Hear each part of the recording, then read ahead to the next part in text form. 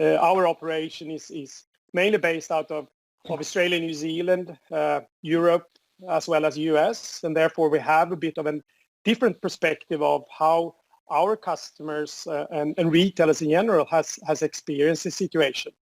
We don't know what's going to happen in maybe 4 months, 6 months. Is this situation going to be happening again? So obviously, to actually look at these sort of situation and try to actually get some learnings out of it has a value. Customers that did have an online presence and they deliver only out of DC for those online orders, they were limited because of the physical space and other staff members not coming in due to fears of that. So they were limited in what they could get out. And I think we've discussed it internally before that if they had true omnichannel, they would have been able to use some of their store stock as a DC, different physical locations, so you don't come across with those issues, and could have got the stock out earlier and on time. And one thing there too is if you have the stores acting as omnichannel locations, those staff would have been in the store, they would have been working. You would have still had the stores essentially operational without actually customers coming in. Part of the challenge as well, I think, is that the store or the clients, and we have clients that have very good omni-channel solutions in place already, and have embraced the concept of the endless aisle, where from their customer's perspective, the inventory is not segregated on their sites. They can see everything's available to them. But when you have something like this happen, where all of a sudden 200 stores closed down and they were part of your endless aisle, how quickly can your systems respond and actually turn that inventory off and take it away from your digital presence until you decide if you're going to, which stores I'm going to send people back out to be operating as DCs to try and move the load of what's going to be increased digital sales during a period like this. That's a very good point. It's something that none of our customers have experienced, but I'm sure there would have been others out there that have actually had that as an issue. Click and collect orders and stuff like that would have been very difficult to adjust to when things closed down. I think also what we noticed was that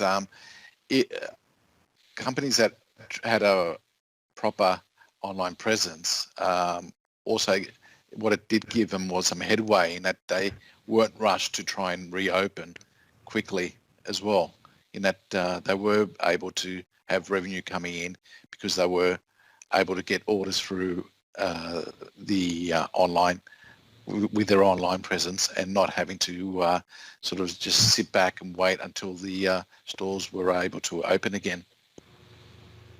Yeah, and we're also seeing, customers now that actually, thrive. They had a good enough online solution, and obviously their online sale went up and actually sort of compensated a lot the missed store sales. And they're also actually now thinking maybe this is going to be a future trend. Maybe we are actually going to see more online and less store sales, and they're thinking of possibly changing, the store presence out there, and actually, improving the online options more. And I think that part as well now, if you're looking at fashion retailers today, obviously have had maybe stock sitting in their stores at the moment during this period of closing as well. What are we doing with those seasons that is now out in the store network, and how do we deal with them if you didn't get access to that particular stock during the period of close down, where you could maybe have shipped it over basically the digital channel.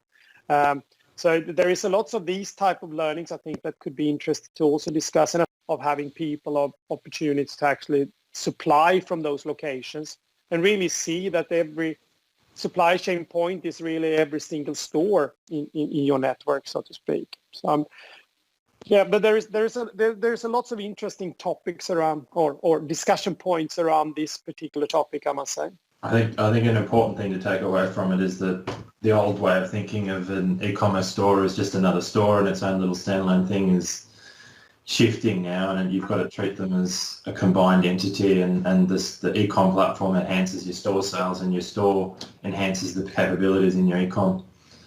Yeah, they complement each other, and also the ability to change quickly. I mean, as Mats mentioned, we don't know what happens 6 months from now. They need to be able to change quickly. You know, if they do go back to open stores, they need to be able to possibly close them again. We don't know. It's We've got lots of uncertainty. Two of the customers I'm working with at the moment, they're racing to try and get a new e-commerce platform up and running and fully integrated in preparation for the increased online sales, but also you don't know what's going to happen. And they saw a significant uptake in their e-com, which means they now saw more value in it, and then they've obviously reinvested in that.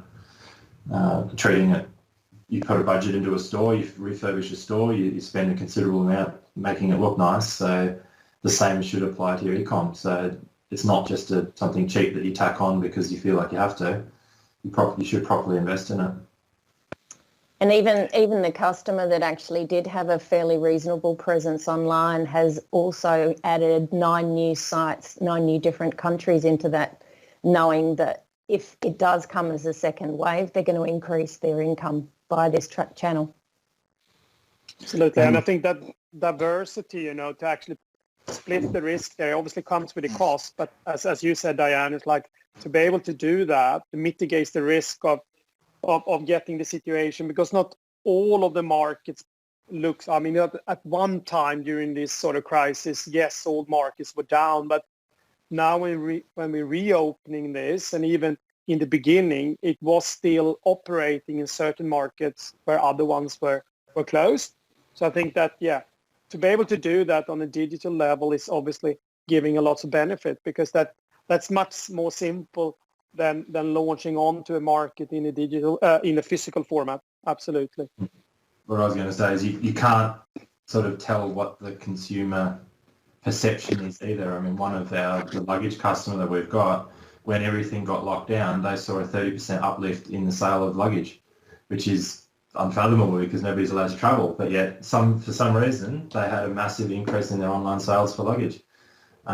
It probably an increase more than what they would have sold in the stores normally. So don't suspect or don't take guesses at what the consumer is going to do. You just got to make sure you're available for whatever they want, whenever they want it.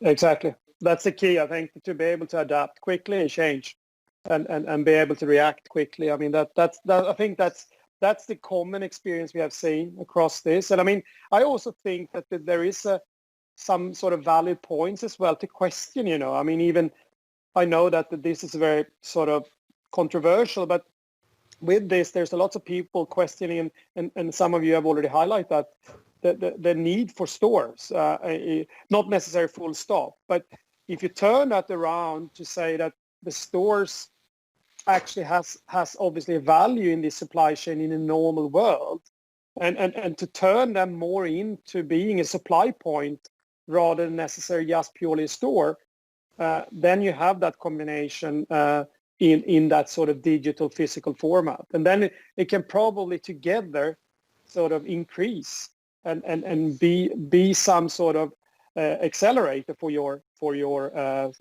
base sale through, basically.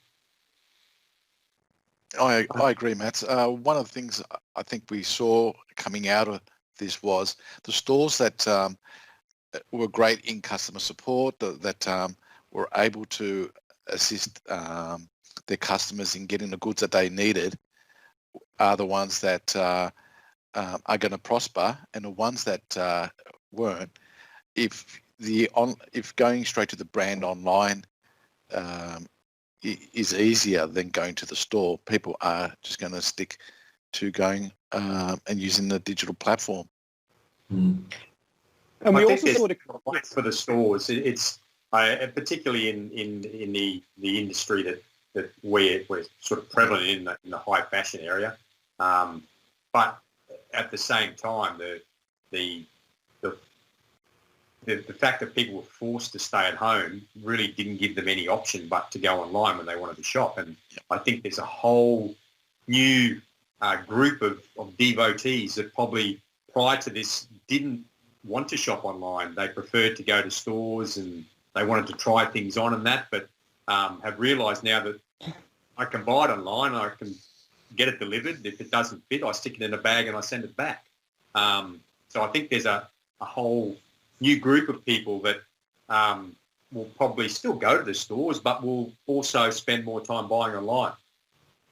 But the stores also provide that customer experience. So if I buy something online and I know that I've got a store 5 minutes down the road and it doesn't fit, I know that I can go down there and basically replace that product with the size that I wanted or the colour that I thought I was going to get. So there's still an element there for the stores to provide a really good customer experience, and I don't think you can undermine that. But I think you also do need to expand on the usability of that store, as in using them as an extra supply point, making that supply to the customer a faster pace because they're actually physically closer.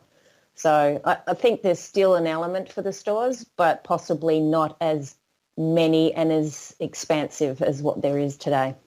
Well, I think the stores will be more of a feature now. It'll be sort of the likes of what Microsoft and Apple are doing with these concept stores. You want the store to be a fully feature-rich experience to enhance what your online sales are doing. And I'm going to go there because I want that experience and I want to have a look at it, I want to try it on, and I want to take it with me then and there. I don't want to have to wait 3 days for delivery. And you want that expertise as well. I think that you're all saying the same thing, you know. There's like that customer service. I just know from my own experience, if there is a certain product I want to go, that I want to have some help to make decisions on, where I need to choose potentially between two different models or whatever now could be. I want to talk to someone that I perceive having that expertise, and therefore I want to go to a physical location to discuss that. And they can, at the same time, the touch and feel. So I believe that the store will have, for multiple reasons, the physical store will still have a value in this. But I don't think people can be afraid that the increase in online will obviously have an impact on the stores. So the store need to add some extra value to what you can't get online. But it will also be what we discussed, I think, is there's different types of consumers for different part of the market, but also in the same sort of segment of the market, there will be different consumers that want different things. So the experience in store could be that I want it now and then, and I want it very frictionless. I don't want to talk to anyone really. I just want to go in and grab this. So I can do that online. It's already ready, and I go and pick it up and I get it now. That could be one consumer. It could be another consumer that wants to just order it from home, don't want to talk to anyone and don't want to see anyone, just want to receive.